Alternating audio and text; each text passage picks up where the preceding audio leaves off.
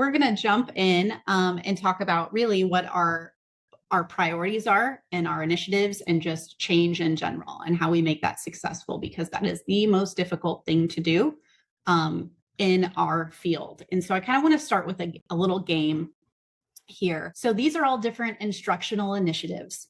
More that you have participated in probably reveals how long you've been in education, but I would like everybody just to do either a quick mental count or even a little paper tally of how many of these 35 initiatives that you've experienced, either been in your district, even if it wasn't in your direct building, but you were aware of it. Okay, so just a quick tally.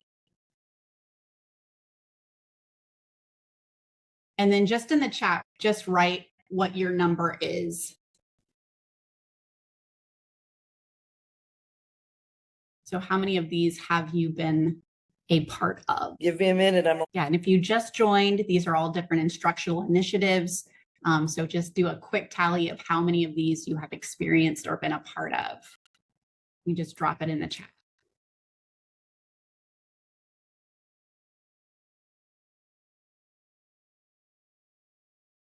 Nice. Okay. All right. So the second number is how many of those are you still using presently, currently?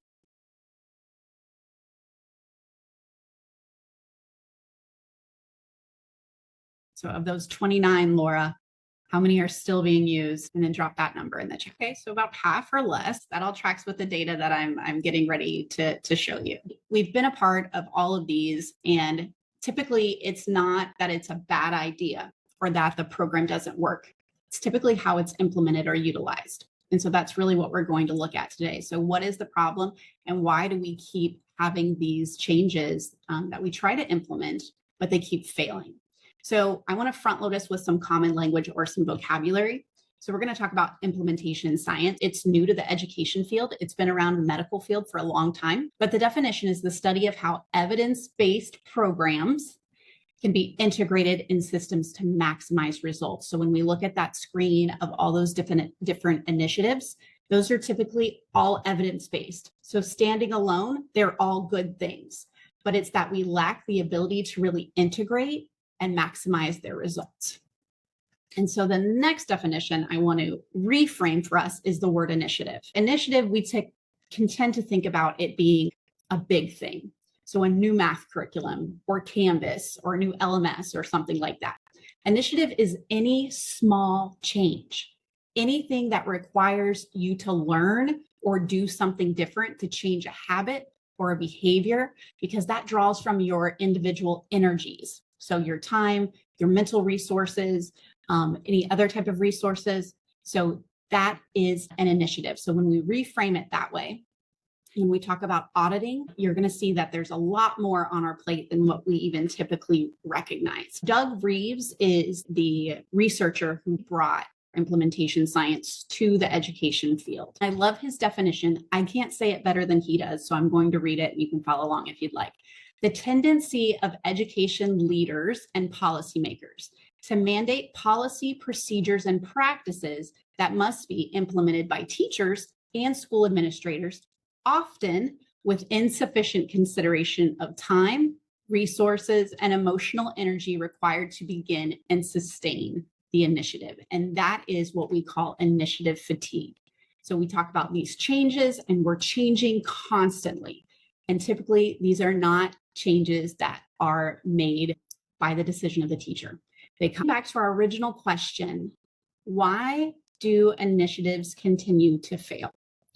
80% of what we're trying new is going to fail. That's what the research shows consistently over the past 7 to 10 years. So I want you to think about that. And if we think back to the two numbers you just put in the chat, that probably matches pretty well. Those top reasons that we're looking at of why those initiatives fail. Number one is conflicting priorities. But on the list also, equally important, inadequate funding. Think about the things that we get from grants, and then that grant dries up. And then so we lose that program.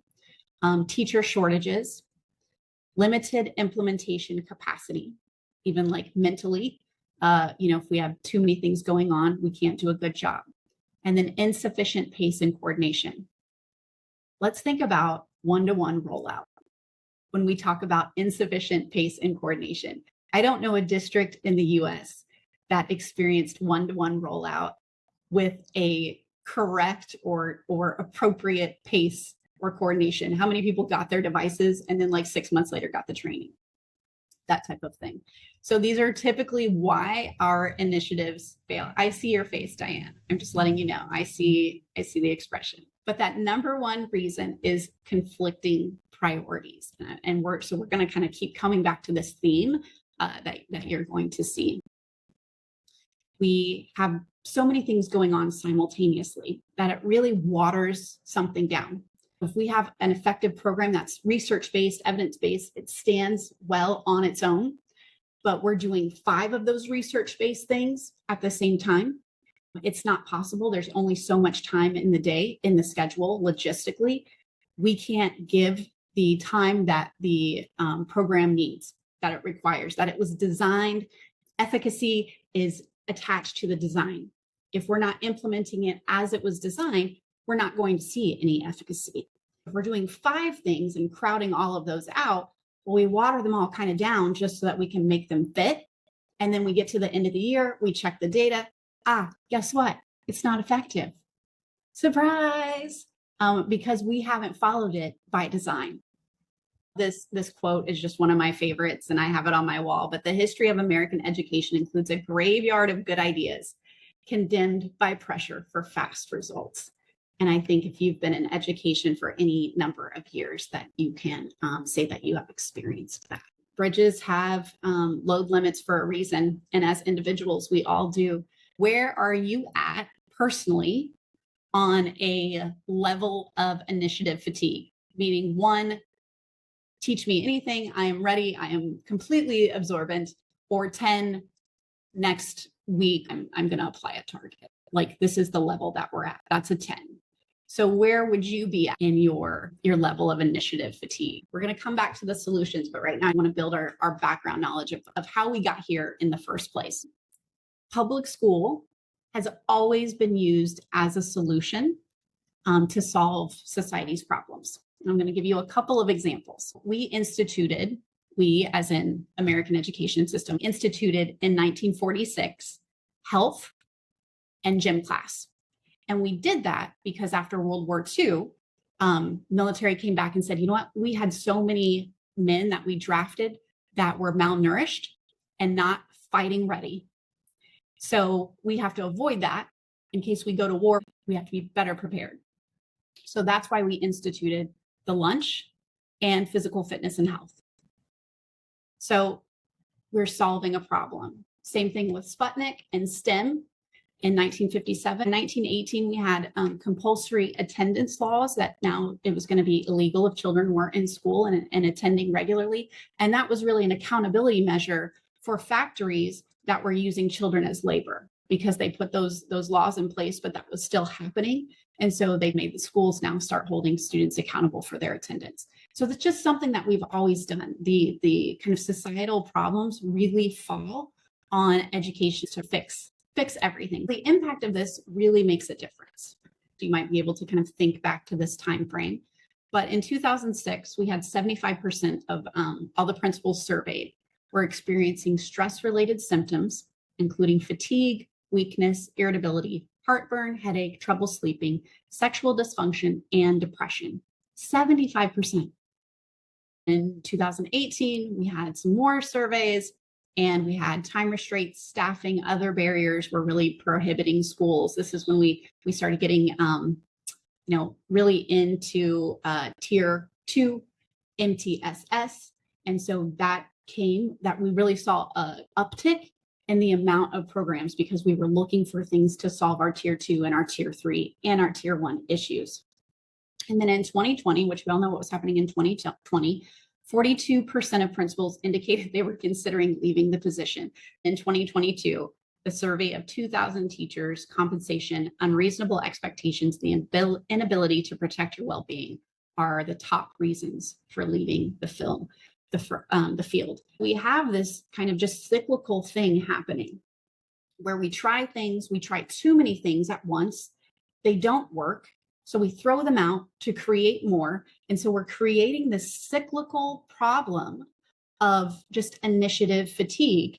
And it's really impacting our retention on leaders and on our educators. And so it's a huge problem at so many levels. There are lots of correlational studies that show us this is kind of counterproductive of what we're doing. But the more initiatives there are, or that a school is doing simultaneously, is directly correlated to decreased student achievement. So we think we're doing the right thing.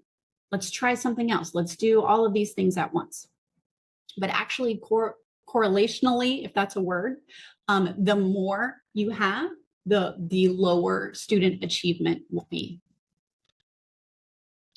And so a law of initiative fatigue, you can kind of see that curve of enthusiasm goes to burnout, to overload, and then to burnout. So there's just a direct correlation there. And like I mentioned before, it's typically not the program. The programs are designed and research-based.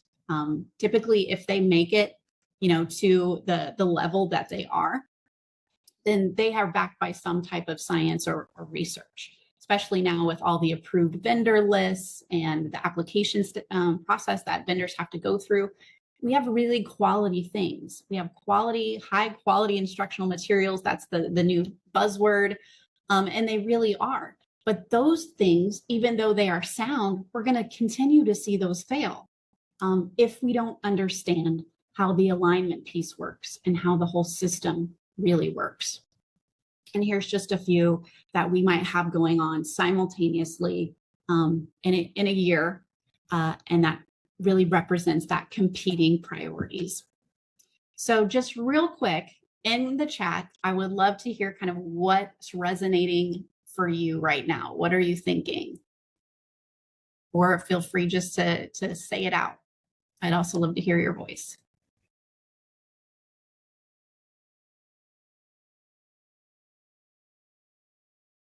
Introverts use the chat, extroverts unmute. How do we actually fix the problem? How do we stop this cycle of insanity? And I'll go back to the definition, but really it's understanding how these things work within a network or a system. And I can speak to this from personal experience, being a curriculum director and assistant superintendent, being responsible for all of the instructional, it falls on your shoulders, whether things are, succeed or fail. And you know what? My list of failures was much longer than my list of successes. And I wish I would have had this information, because it's maybe one class, one course, one model or something. It's not enough. So we in the field of education, we're responsible for these. I can attest to that. We're not equipped with the same information that we need to run. We have the pedagogy, but we don't sometimes have the business side of what those models look like. And so it's a real issue. So here's another stat I would like to drop for you. So we know that 80%, but principals are the number one factor in the success or failure of any, let me bold, highlight, italicize, instructional initiatives. So just kind of give that some thought. You might be able to think back and make personal connections. As a district leader, I knew that if anything was ever going to have a chance to succeed, I had to have the buy-in of principals, or it wasn't going to happen. Principals have a really heavy burden to shoulder there with carrying that responsibility. And just another way to say the same information, but if you don't have principal buy-in, according to the research that was updated in 2015, every failed initiative, one of those factors was the lack of principal buy-in. So it's so critical. And when I mentioned before initiative fatigue and those energetic sources, basically we all have these three buckets internally: emotional, mental, and physical energetic sources. Okay, so any change is going to draw from that bucket. Everybody has a different capacity for change. So what we might all be experiencing the same initiative. And as you know, some people deal with it much better than others. It can It could be they've got stuff drawing from their well at home, so their reservoir is lower anyway. There's lots of different reasons, but we have these capacities. And what we typically do as leaders is we throw out initiatives without keeping this in mind, without considering everything that it's going to take out of the people who are actually implementing it. So research also shows there's kind of two pieces of an initiative. There's the what and the how. Administrators are mostly dealing with the what, meaning which program, what are we doing? Teachers, it falls on them to do the how, to actually translate the theory to practice. They're the ones implementing it and carrying it out. So they are the ones that really feel, when in any type of survey of initiative fatigue, those classroom teachers, their fatigue is much higher than building level principals, and building level principals are higher than district level leaders. And so it's like the farther removed you are from the classroom, the less your fatigue is around instructional initiatives. You might have fatigue in other areas, but around these specific instructional initiatives that are really fatiguing and wearing out your staff, you can be like disassociated with it. And of those buckets, teachers report they see the greatest impact on their emotional energetic source, which I think is really interesting. You know, I would have guessed like mental or physical, but it's actually emotional, your emotional source. And yeah, so the teachers are dealing with really what the how is, and admin are dealing with the what. How we stop the cycle is really audit and reduce our number of priorities. So research says 6 is the magic number. 6 or less initiatives of focus can be handled by the team, by the school team, by the district team. Especially if you think about district level, if you have 6 initiatives at each building, the capacity to manage and support those. But like I mentioned before, if schools prioritize and focus on fewer initiatives, you're actually going to see student achievement increase. And then that science, that implementation science piece of just being intentional and thoughtful about how much this is going to be on your staff. Oh, this is easy, just roll it out, without really understanding the toll that it's going to take on everyone. And then I want to bring up 2 kind of thoughts of job demands versus job resources. Job demands are really, they activate your stress, and that's anything that kind of takes out of those buckets. Then job resources create a motivation. And so when we talk about, I know it was in the chat a little bit, somebody mentioned something about, teachers being resistant, not wanting to do a new change. Absolutely. And especially the longer that you've been in education, and it's too bad. They kind of get stereotyped, like the old crotchety teacher who doesn't want to change or do anything. Just like self-identifying there. That's a real thing. Initiative fatigue is a real thing. They've been through the change. There's no motivation to change because they know 80% of what they're going to do is going to fail. But where if we can put some job resources in place, that will help that buy-in for that individual. Research says kind of the step 2 is audit what you're currently doing. And so some of the work that I do with districts, and some of my favorite work to do, Katie and I, our focus is really adolescent literacy, but I love working on this piece of it because literacy will not be effective if we don't have these other things in the systems in place. Some of the work that I do is working with leadership teams at looking retroactively and proactively. So all the initiatives that we did this past year, all the initiatives that we have coming up into our new year, and we're going to audit. So we're going to capture everything that is happening at the school level, and then even bring those together and compile them at the district level. But we need to prioritize those. And while we're doing that, we want to pause, or I've heard the phrase moratorium. Sometimes we just need to say, and it's really wise of new leaders when a new principal comes into situation, sometimes they'll say, you know what, we're not going to do anything new this year. Just going to learn, see what's happening. And that is really a wise act to do. But sometimes we need just the ability, teachers need the ability in this space just to really heal from the trauma of so many initiatives, and I'm not trying to use that lightly. But we need the ability to go through and audit and then weed the garden. So what's not effective, and I think Tammy said it in the chat too, weeding the garden. She mentioned, we don't give programs enough time.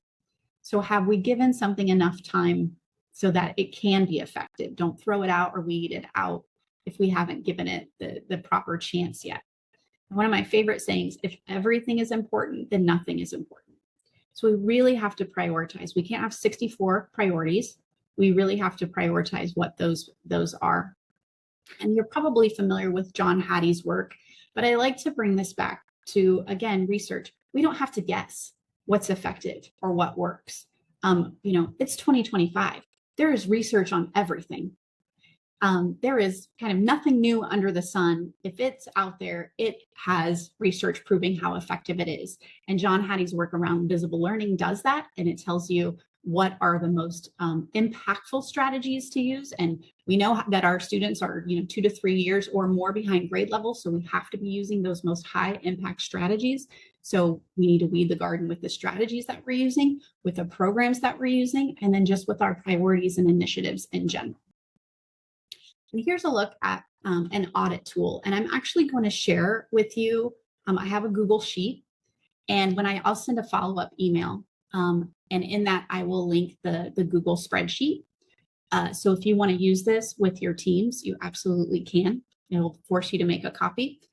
This just kind of gives you an idea of what that can look like. So when you do that work of auditing what you're currently doing, and that's what I would suggest, what did we do in the 24-25 school year? Any change that we did, so any change going into August, and then any change that happened August through May, you're going to list as an initiative. And one of the important things that we need to identify is who's requiring that initiative. A lot of times we like to blame federal, state, sometimes things are tied to a grant, but a lot of our initiatives, the majority of them, come at the building level because we're trying to solve building level problems, and we do that by change and initiatives. And so really identifying who's requiring of this is an important step in that auditing process. So you're going to really articulate what the purpose was. And then there's a way to look at like the financial and the time commitment, just a really rudimentary way. And you might not know the financial impact of it, and you might need to look into that. But just really easy, low, middle, high. And then that last column is the impact on student learning. What is the impact on student learning of that initiative? The time, the cost, and then after we look at all those things, we have everyone captured. And one of the districts, the district that has had the most initiatives was at 64. So, and that was district-wide. So we had 64 initiatives, and it's all captured on this beautiful color-coded spreadsheet. This was wonderful. Then it creates a great space for discussion to go through and talk about like, wow, what is the impact of student learning? And, sometimes if it creates a real burden on teacher and teacher training, if it has a high cost, then we really need to look at, if it's not impactful on student learning, then we need to look at eliminating that or weeding that out of our garden. So then you go through these discussions with each of your initiatives and really prioritizing those. And you get it down to what those 6 are and identifying, and then literacy should be in that top 6 always. And then you have those discussions about, okay, this is where we're putting our eggs. If you're familiar with Carrie Rosebrock's arrows. So this is where we're pointing our arrows so that we can all be working in the same direction and get our team on board. That's going to be a lot more effective than just kind of haphazardly rolling out initiatives. And I'll show you what that looks like. So there's 2 tabs. One is like a sample that I worked through with the school, and I just gave that sample just to kind of show you what that looks like. And then the second tab is blank, so that you can go through and do your own. And this is not a quick task. This is a big lift here, but it gives you an idea of what everyone's doing. Sometimes the right hand does not know what the left hand is doing. And so it's a great place to kind of capture those initiatives, because how do you audit and, make those decisions if you're not even aware of everything that's going on? So getting that in one place is really, really important.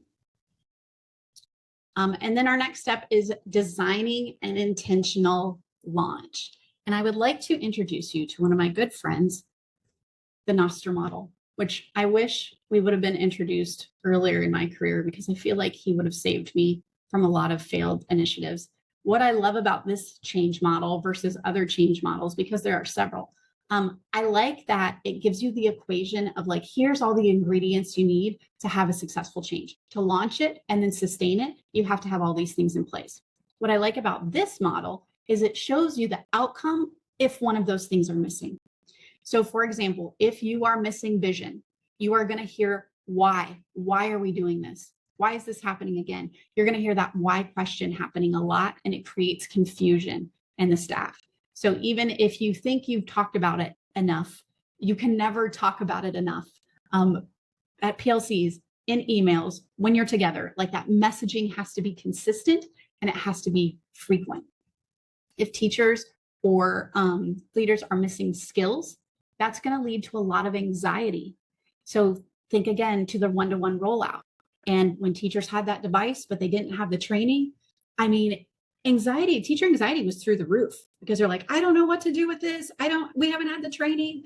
Or new curriculum. How many times do we get curriculum and then like get the training in October? So that just creates like a lot of anxiety for teachers. And then if we're missing that motivation, that's what leads to resistance. We kind of talked about that previously. The resistance sometimes is very warranted, but it is a barrier that we have to work around. If you're missing resources, that can be very frustrating. Give you an example. I worked with my district and we had all of our K-5 teachers went through like Orton Gillingham and Science of Reading training for 18 months. They were bought in. They were all certified as like DOE K-5 reading specialists. And I mean, they were bought in, but because of our curriculum cycle, we were still using our old curriculum and they didn't have the things they needed to teach the way they knew they needed to teach. So there was so much frustration because they were missing those resources. And then finally, the action plan.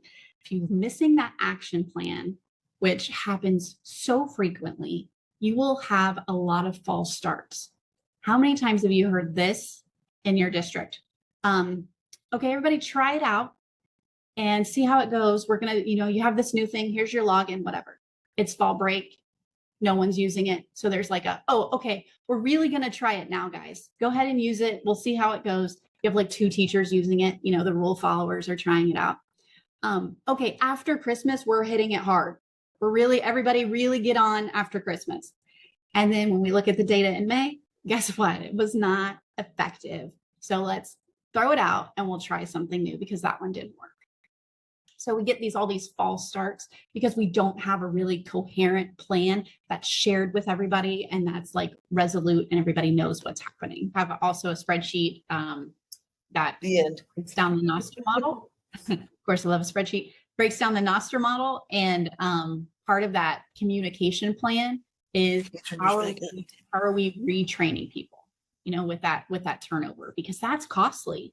So we have to have a plan for that. And even like leadership.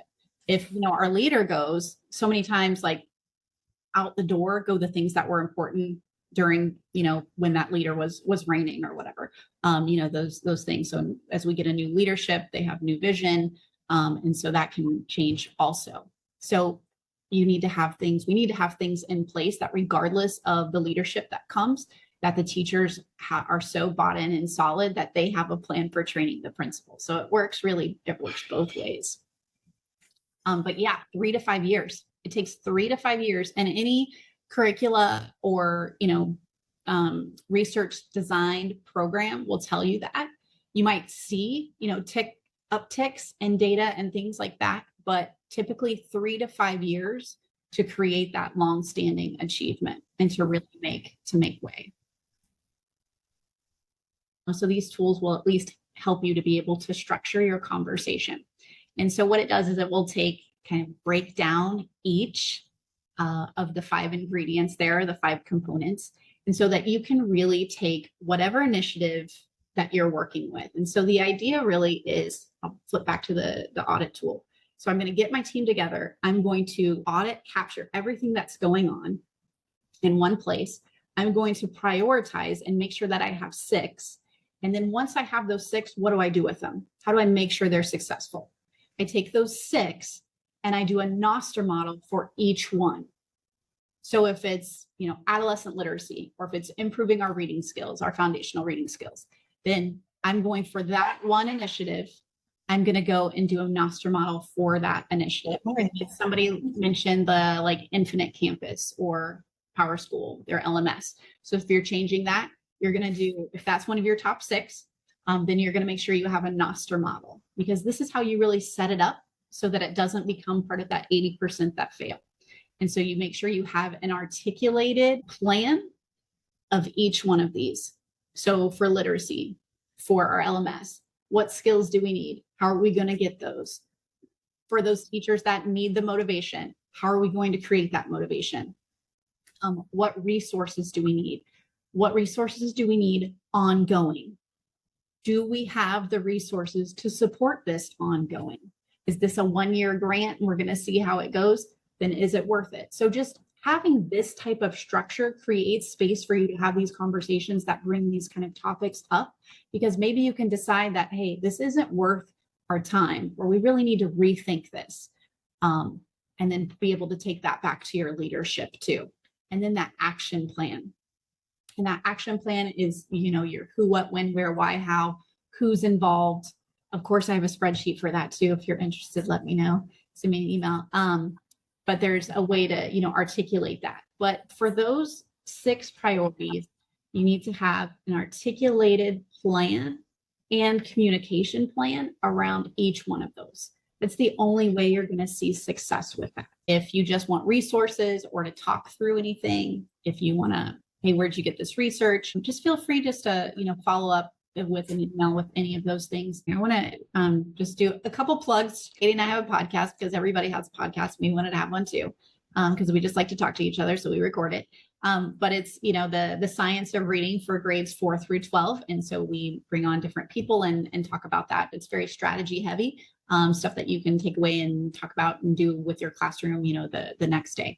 So there's that. If if I can just say too, speaking of attention spans, our podcast episodes are less than 30 minutes. So it's just long enough to drive, home from work or whatever. Yeah. Make dinner. You guys listen to your podcast. I listen to mine at 2 times playback speed anyway, just to get through things quickly. And then I put my contact info here too. This is, super fancy. It's a digital business card that, a 22-year-old told me about, because of course I had paper cards and forgot them somewhere. But, here's a QR code. It has email. Probably shouldn't give my cell phone out, but it's my cell phone out. It has our website, a link to all of our events pages and things like that. So that will save your time. Thanks guys for joining. I'll stick around. It's great to see you. Yeah. Thanks everybody. Thank you so much. Mm-hmm.